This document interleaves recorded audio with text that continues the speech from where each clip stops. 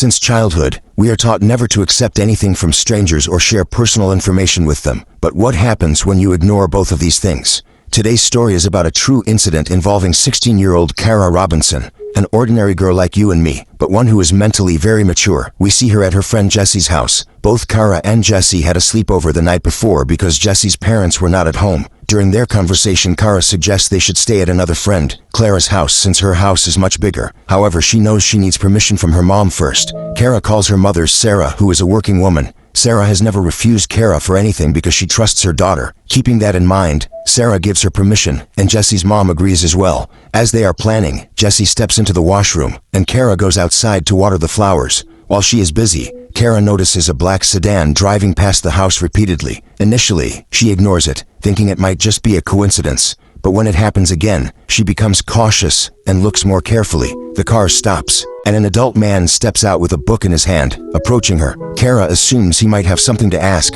The man approaches her and asks, "Are your parents at home?" Kara replies honestly, "No, this isn't my house. It's my friend's house." And that's where she makes a critical mistake. Suddenly, the man points a gun at her neck. He gets closer and says, "Get into the car quietly, or I'll shoot you right here." Kara freezes. She silently walks to the car and gets in. She knows that screaming could risk her life, and at that moment, she isn't ready to take that chance. The man drives away, and Kara begins crying silently in the trunk. She doesn't know where she's being taken or what will happen to her. At one point, the car stops near a bridge, and Kara contemplates running away, but fear holds her back. What if he shoots her? Before she can act, the man opens the trunk, ties her hands and legs, and stuffs her into a plastic storage container. Back at Jesse's house, Jesse comes out of the washroom and notices Kara is gone. The water Kara was using to water the plants is still running. Jesse knows Kara wouldn't leave without telling her, and she starts feeling uneasy. Panicked, she calls Kara's mom, Sarah, and explains everything. Sarah, without wasting any time,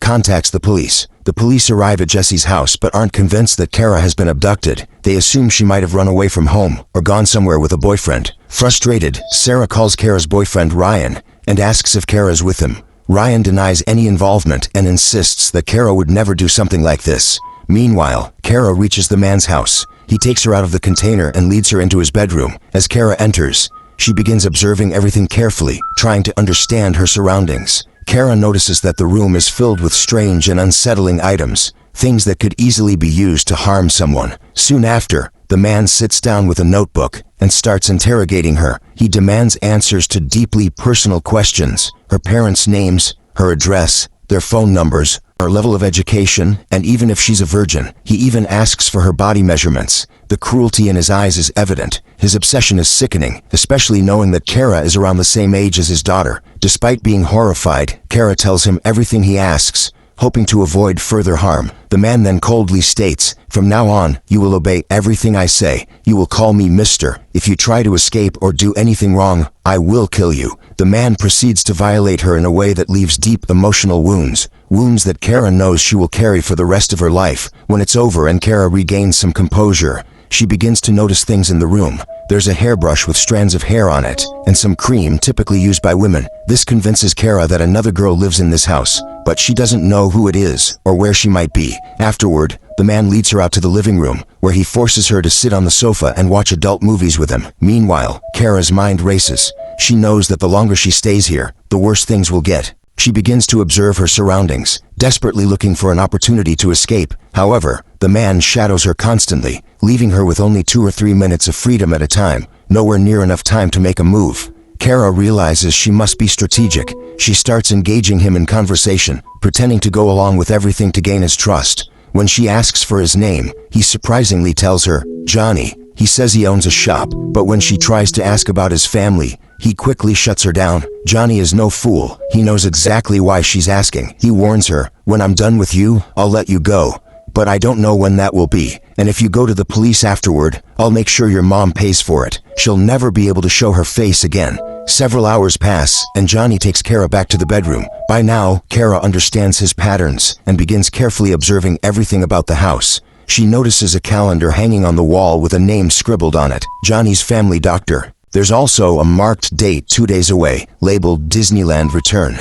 Kara realizes there must be another girl in this house, someone connected to Johnny, and she'll likely return in 2 days. Night falls, and Johnny once again mistreats Kara in the bedroom. Later, he brings her out to the living room in the same condition and forces her to sit with him. He turns on the news, expecting to see headlines about Kara's disappearance. But to Kara's heartbreak, there's nothing. No one has reported her missing yet. There are no alerts, no news reports, nothing to suggest anyone is looking for her. Seeing the empty news coverage, Johnny smirks and cruelly says to Kara, "Nobody cares for you. That's why there's nothing on the news. Nobody cares." These words hit Kara hard, and she breaks down. It's been over 12 hours since she went missing, and it seems like no one is searching for her. Meanwhile, on the other side, we see Kara's mother, Sarah, desperately trying to convince the police that something terrible has happened to her daughter. She connects with all her sources, begging for help, but no one takes her seriously. After much pleading and persistence, an old police officer finally agrees to file a report and officially starts investigating the case. The scene shifts back to Kara, who is about to face the scariest night of her life. Johnny allows her to go to the washroom, alone. This is a golden opportunity for her to escape, but something holds her back. When she returns, Johnny is enraged. He tortures her more and presses a gun to her head. He threatens her, saying, "If you try anything, I've recorded everything. I'll leak it, and you'll regret it forever." Kara apologizes, but Johnny continues his cruel behavior. He torments her with strange and painful methods before tying her hands and legs and forcing her to sleep beside him. Exhausted from the ordeal, Kara eventually falls asleep. When morning comes, Kara wakes up to find Johnny still sleeping soundly. This is her chance. If she doesn't act now, she knows she'll regret it for the rest of her life. With quiet determination, she works on loosening the screw of the handcuffs. After much effort, she frees her hands and uses them to untie her legs. Now free, her biggest challenge is the main gate, which is bolted shut with a heavy wooden block. Somehow she manages to move the block. The gate finally swings open, and Kara steps out under the open sky, but there's no time to celebrate. Johnny could wake up any moment, and she knows he's deranged enough to shoot her if he sees her escaping. Without wasting a second, Kara runs to the road where she spots a car approaching. She frantically waves it down and begs the people inside for help. They agree to take her to safety. The next scene takes us to the police station, where Kara recounts her horrifying 18-hour ordeal. Frustrated by the lack of urgency, she says, "I've been missing for 18 hours. What are you all doing?" She tells the officers everything she can remember, including key details about Johnny and his house. He has a lot of bird cages, always keeps his windows closed, and drives a black sedan. One officer recognizes the description and takes Kara to the house she escaped from. However, as expected, Johnny, whose real name is revealed to be Richard, has already fled. He must have woken up and discovered Kara's escape. Despite his absence, the police search the house thoroughly. Everything Kara described is there, exactly as she said. The bird cages, the tub, and even the dreaded box Johnny had been so protective of. When the police open the box, they're horrified.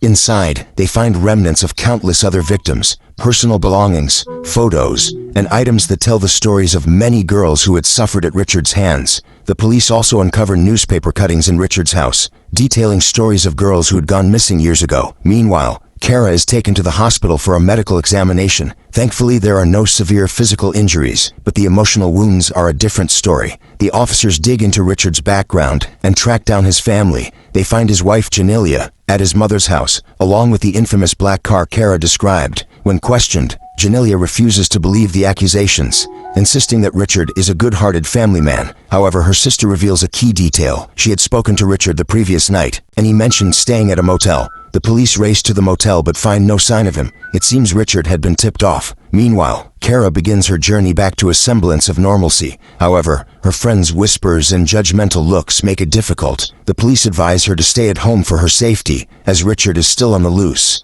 But Kara feels suffocated. The constant reminders of being a victim weigh heavily on her, even though she knows she is a survivor. Meanwhile, the police receive intel that Richard is back in the city. Officers are deployed throughout the area, and after a tense operation, he is finally apprehended. However, instead of facing justice, Richard chooses an easy way out. He takes his own life. Kara isn't satisfied with his escape. She wanted the world to witness his evil, to learn from it, and to ensure no one else would suffer as she had. Friends, this entire story is based on a true incident that happened in America in 2002. How did you like this story? Let us know in the comments below. See you in the next video.